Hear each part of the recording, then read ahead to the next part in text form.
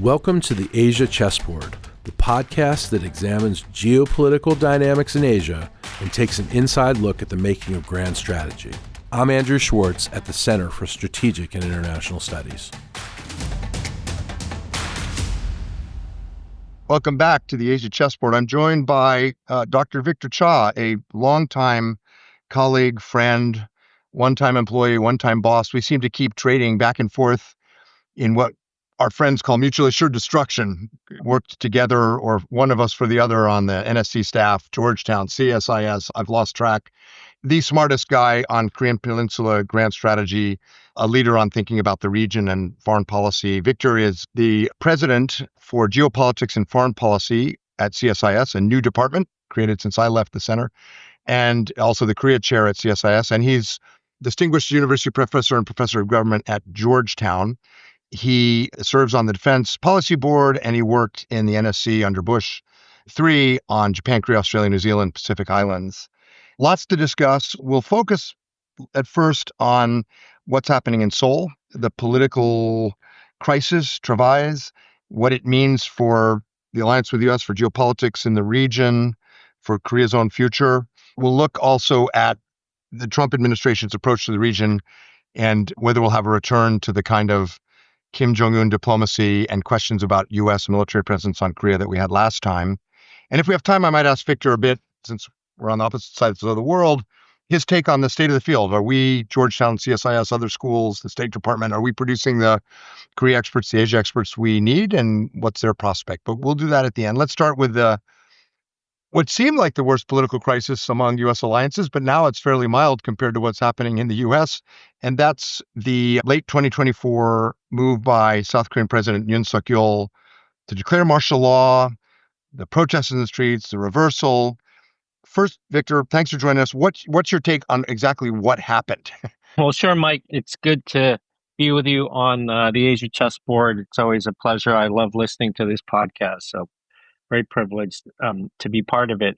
Well, I think the story of this goes back to really the spring of 2024 of the previous year, where there were legislative elections that the ruling party did not do so well in, which gave the opposition party the leverage basically to stop everything that President Yoon was trying to do, all the way down to passing a budget.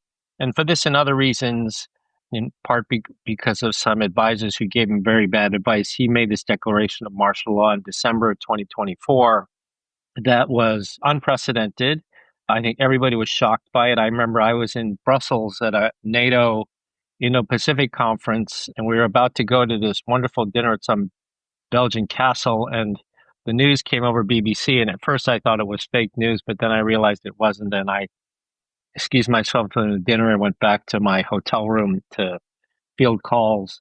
I think everybody was shocked by it. I mean, this is not something you would expect in 2025 from a democracy in Asia. As soon as it was declared, it was then also declared off because the legislature managed to assemble and vote to overrule it. To his credit, abided by what the legislature had done and then was promptly impeached. Now, where we are now is a very long process where there are two things happening. On the one hand, there's a constitutional court that is rendering a decision on whether Yoon's actions were unconstitutional and whether they will support the impeachment of Yoon. And the other is a criminal court case that is also proceeding with regard to whether Yoon committed treason. The one I think most people are focusing on is the constitutional court case, at least this week and next, because President Yoon gave his closing argument for why he did what he did. Now the Constitutional Court will probably make a decision in 2 or 3 weeks as to whether they will consider him to have committed an act that was unconstitutional and therefore confirm the impeachment, in which case there would be an immediate 2-month window in which campaigning for a new election would take place. That election would take place and there would be no transition period. The new South Korean president would start literally on the day after he or she was elected, start running a new government, have to put in a new cabinet, all these sorts of things. But that's probably not going to happen till the early summer, maybe early June, early to mid-June.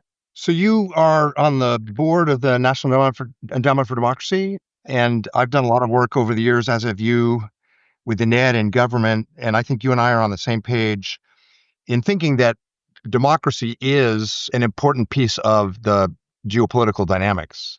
Democracy is functioning well, not functioning well. The credibility of democracy is part of the instruments of national power as much as military or economic or diplomatic. It matters. So I might just ask you to step back for a sec. Think we had in 2024 more people elected than ever. Sorry, more people voted than ever in human history. Most of the elections, including in the U.S., Japan, so forth, Indonesia, were pretty free, very free actually in the U.S. Very few problems. But then they produced these strong men who were overplaying their hand. Yoon is one obvious example. I think a lot of people would say Donald Trump's doing that in the U.S. right now. He didn't win a big mandate, but he's going bigger than we've seen a president go in our lifetime. Prabowo, I was just in Indonesia. There are protests on the street, massive cuts, bringing the military back in. What is there a macro explanation for why key democracies around the Indo-Pacific, including ours, are putting these people in power who are then overplaying their hand? Is it just people are frustrated and want change? Do you have I'm springing this on you. Do you have a theory of the case? It's a big question and not an easy one to generalize about. I mean, I think one of the things, there are a couple of things. The one of the things I would say is that leaders really do matter. I mean, we were both schooled in structural realism that tells us it's all about external forces and things, and that all leaders placed in the same place will do the same thing. I don't think that's the case at all. I mean, if we look, you mentioned Donald Trump, Xi Jinping, Vladimir Putin, Kim Jong-un, like these leaders do matter. They actually sort of change the way people. So I think that's one. And in the case of democracies, you have leaders also that after taking office have done things that are over the top. I mean, the second is, I think there's no denying, I can't explain all the causes for it, but there is political polarization in democracies all over the world today. And in the Korea case, you could argue that one of the triggers for the martial law declaration was just this intense political polarization that when the opposition got control of the levers of government, they basically tried to destroy the incumbent government and not give it a chance to govern. Why this political polarization is taking place? I mean, there are a lot of theories out there having to do with social media, having to do with the failures of globalization, having to do with, again, leadership. There are many possible reasons, but I think you're right in that we're seeing intense political polarization in Korea, just like we see in the United States and in other countries. And it's really tearing at the fabric of democracy. Well, I guess a lot will depend on the election, but is there anything this episode in Korea's political history tells us about the trajectory of the Republic of Korea as a player on the world stage and within the region, which is contested? Or do we have to wait and see what happens with the election, and then we'll see what the next stage of Korea's position looks like? Yeah. So, it's hard to definitively predict the trajectory without seeing the election. But I will say that I think that under Yoon, I know there was a lot of disappointment in the way Yoon self-destructed here in Washington, D.C., because they really saw him as a unique leader, not so much in terms of domestic politics, but in terms of what Korea was doing on the world stage. They were participating in the NATO leader summits. They were participating in the G7 summits. They were supporting quite substantially Zelensky in Ukraine with humanitarian assistance, with economic support, with indirect military support. They were making statements that had never been made by Korean leaders on Taiwan, South China Sea, freedom of navigation. And so this was a trajectory for Korea that I think many in DC hoped Korea would embark upon earlier than it did under Yoon, but still very welcoming of the fact that he did it. Whether that's specific to Yoon or whether we're going to see a new Korean government coming in June that's willing to continue to do that, I think it in part depends, as you know well. I mean, when we were in government, we worked with a progressive government in Korea. They tend to be much more parochial and insular, focused on engagement with North Korea, and that kind of becomes the tail that wags the dog. So the focus on engagement with North Korea means that they need good relations with China. They don't want to offend China.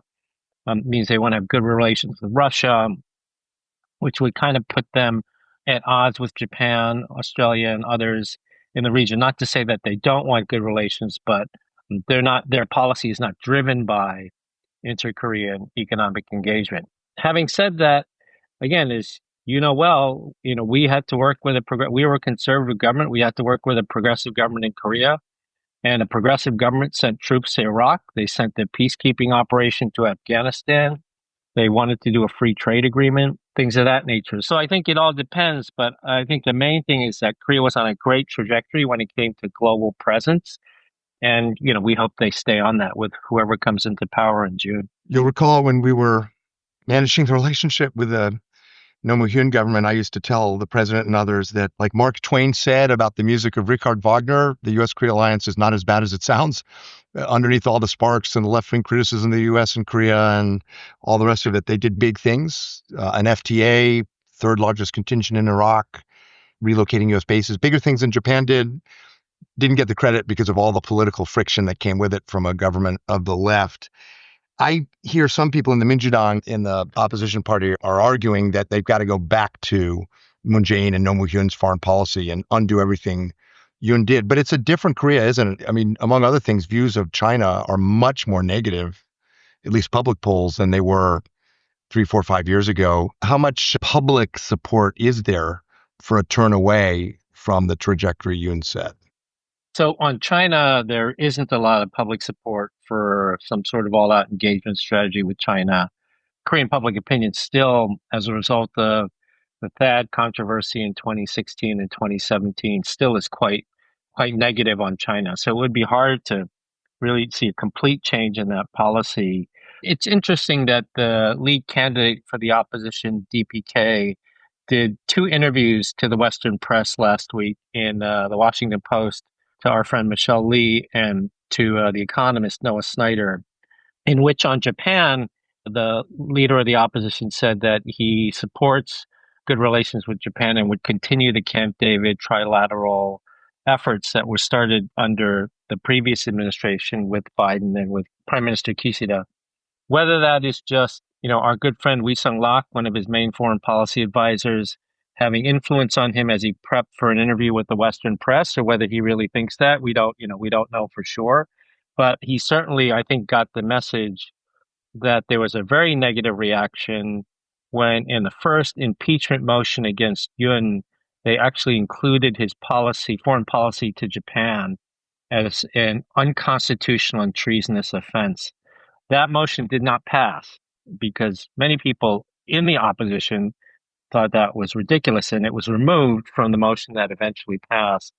And some of the lawmakers from the DPK were actually in DC for conferences last week where they wanted to make clear to every American that they could find that clause in Japan in the first impeachment motion was not put in there by the DPK. They said it was put in there by a coalition party, not their party. So they're trying very hard to make clear that they want to continue all those things. To take a different position on the alliance with the United States would not fly with the public. I mean, there's 80+% strong public support for the alliance across the political spectrum in Korea.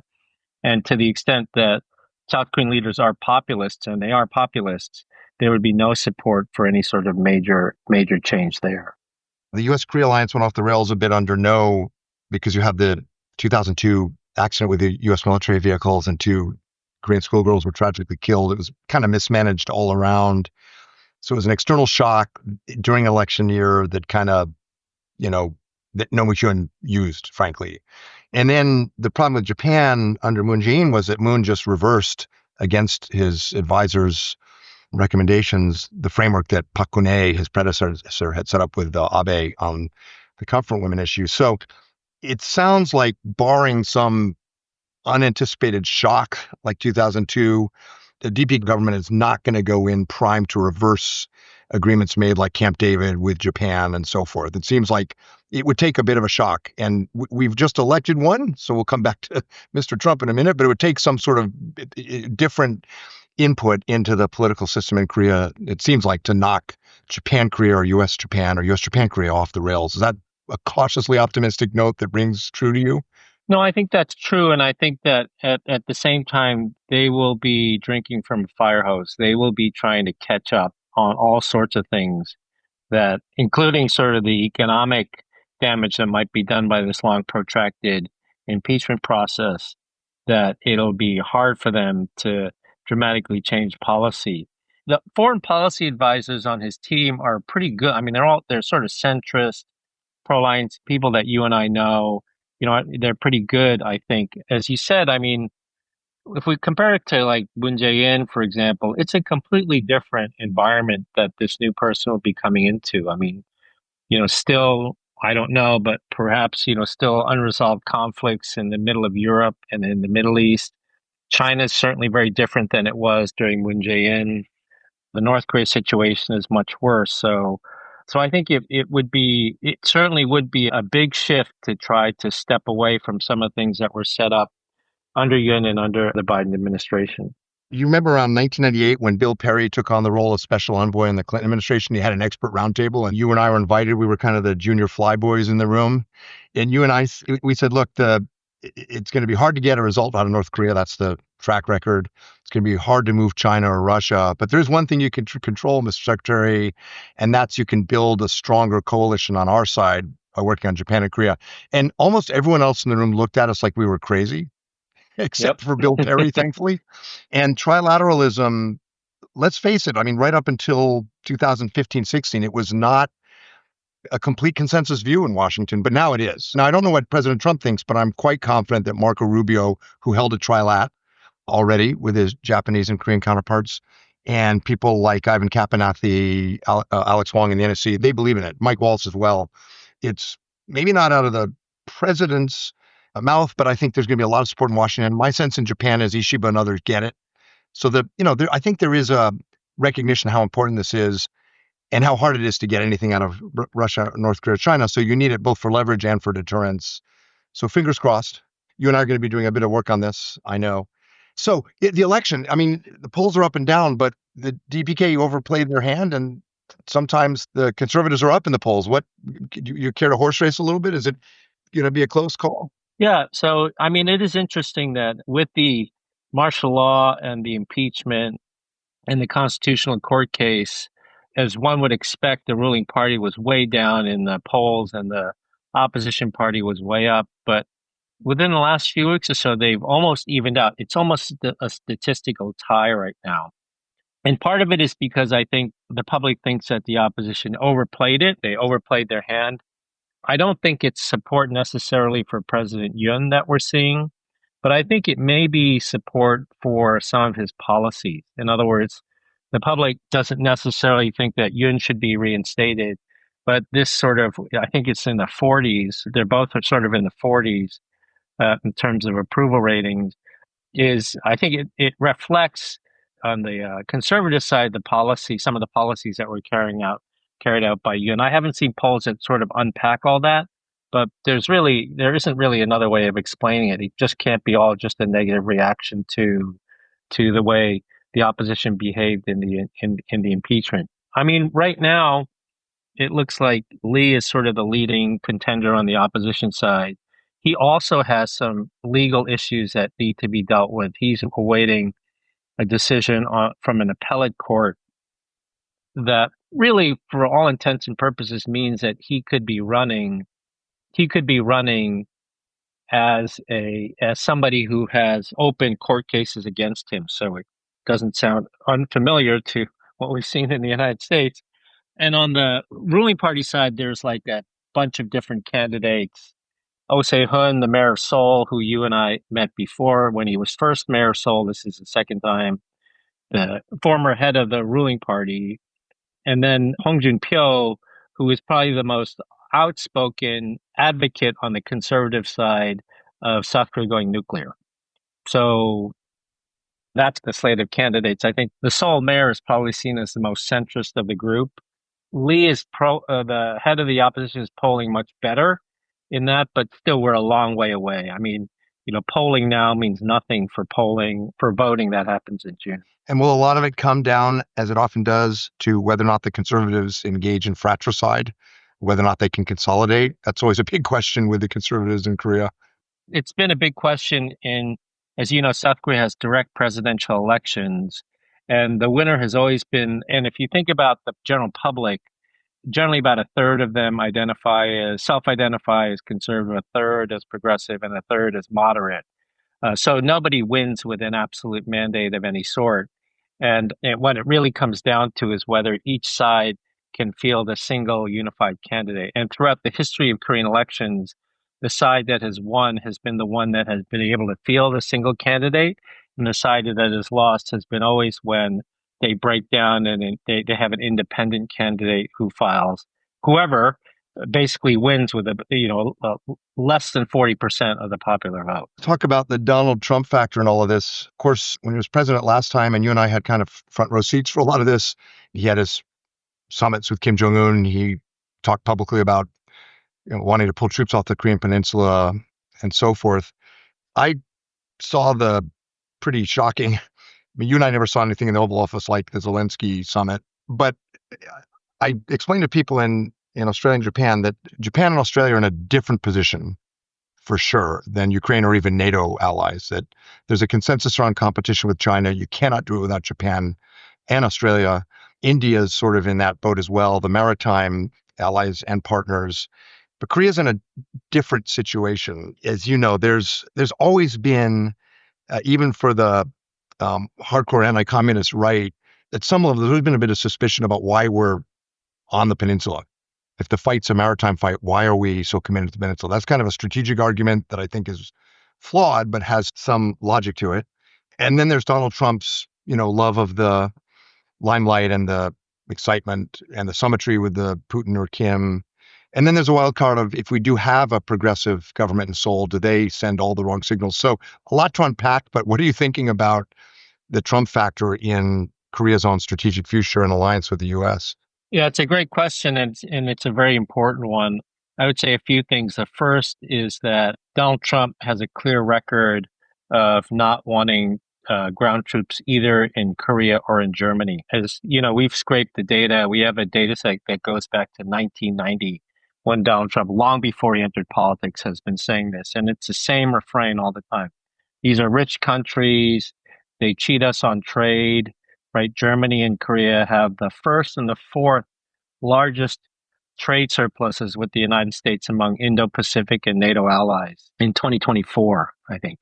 They cheat us on trade, and they free ride on our security, and they're big enough and strong enough to take care of themselves. So that's one thing for sure that Donald Trump felt back in 1990, and his views don't change, right? He holds the same views all the time.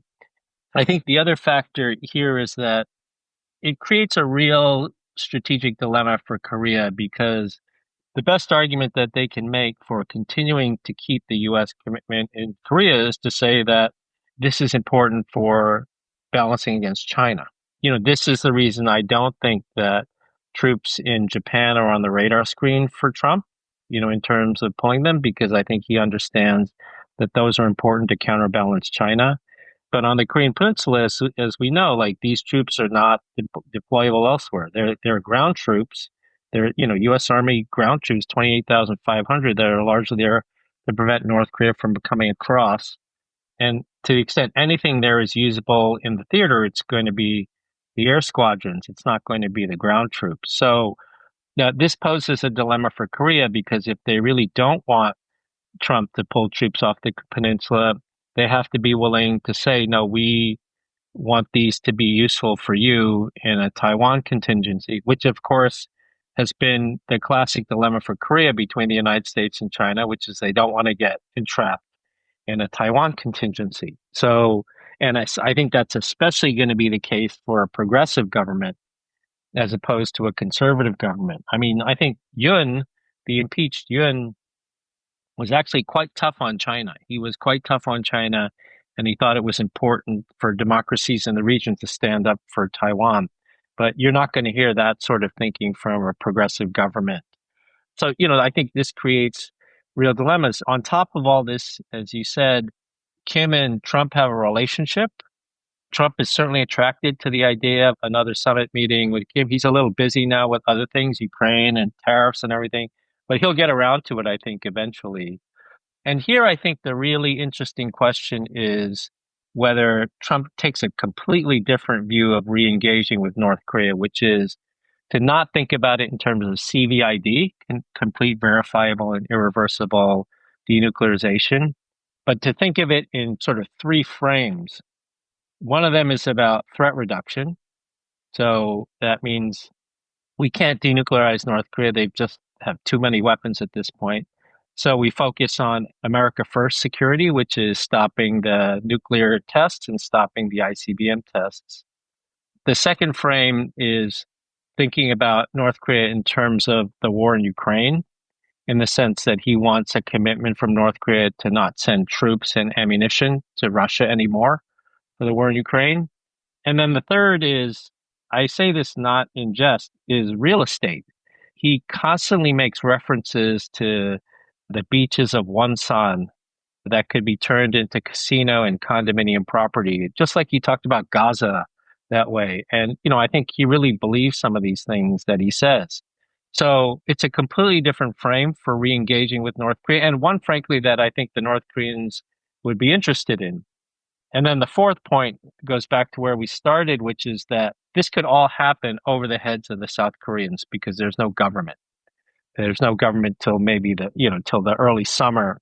And, just like Trump has done with Putin, he can go and talk to Kim Jong-un first and then say, and then meet with the South Koreans and say, here, this is the deal, right? And you don't really have a choice in this.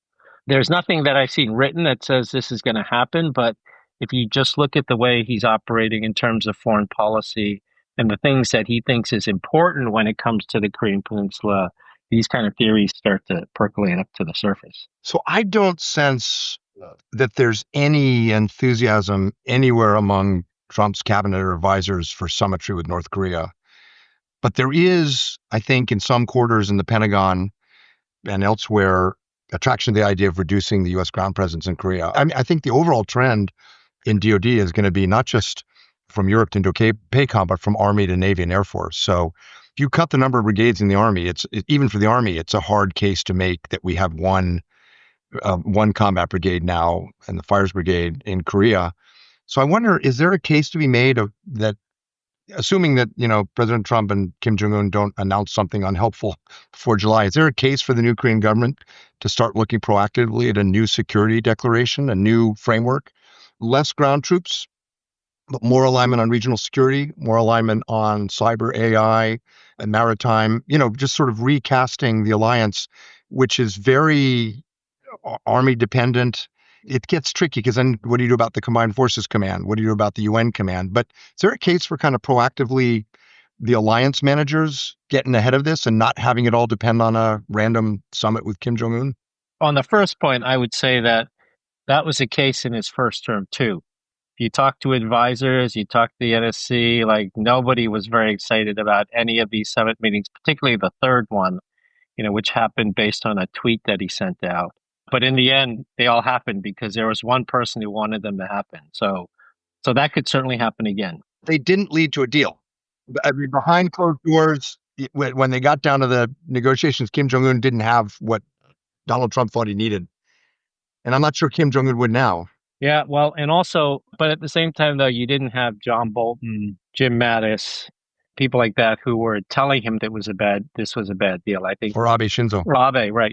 There are people now that I think would do what he wants. But on the second question, yeah, I mean, theoretically, I certainly think that there could be a Korean government or strategy that would look at a reframed presence that was more regional, less focused on ground troops, where South Korea would bear the brunt of peninsular defense and deterrence.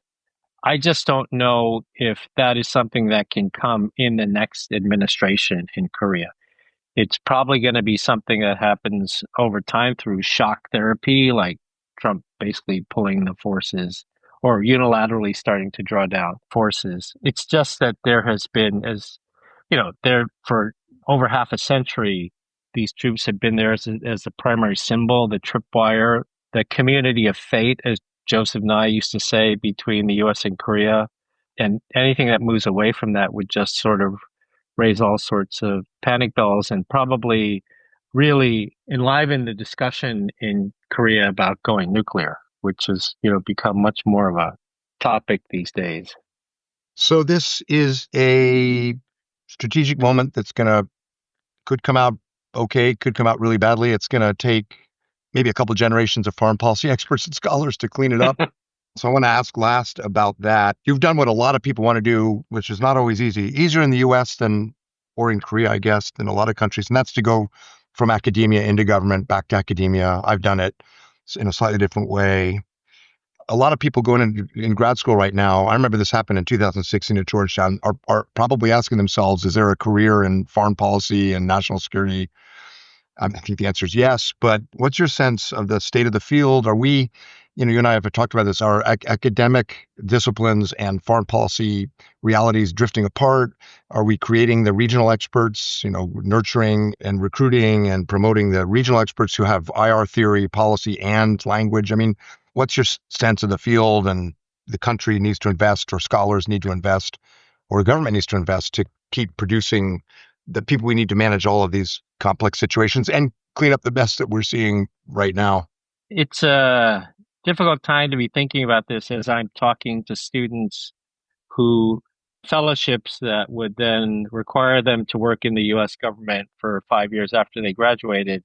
And it's not clear if those fellowship programs are going to be canceled, or in one case, the agency that they're supposed to work for is no longer there, right? USAID.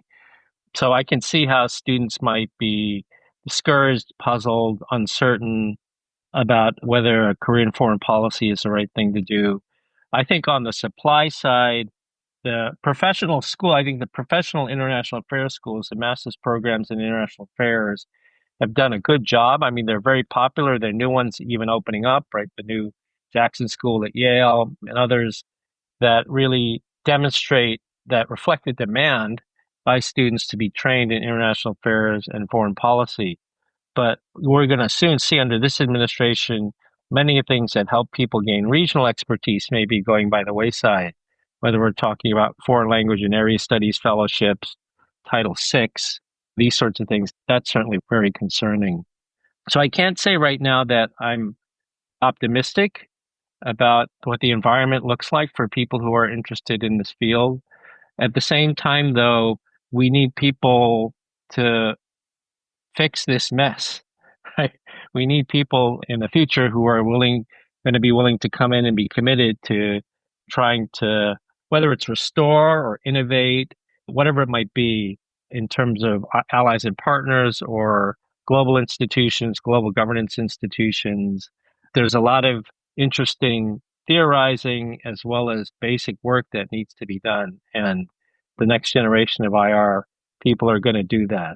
So I will keep training them just like you will at Georgetown and everywhere else. We'll be committed to training them and trying to fund as many of them as we can.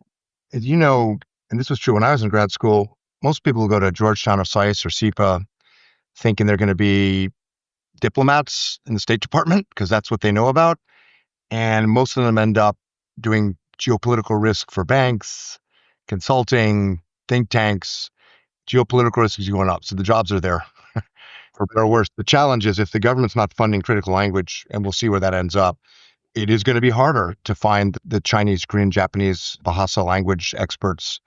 There's a great speech that David Brooks, the New York Times columnist, did in February in London at the ARC conference, where he talks about the state of the world. It's a bit pessimistic in the short run, but he does make the historical point that something about the American political biorhythm that we occasionally just disrupt ourselves, the Nixon years, Andrew Jackson in the 19th century, and that the pluralism of the system produces innovative new solutions and leadership and institutions coming out of it. That's a macro point, but maybe that's, out of the Schumpeterian destruction, sort of like a forest fire, new shoots grow, new innovation, new NGOs. The world's not going away.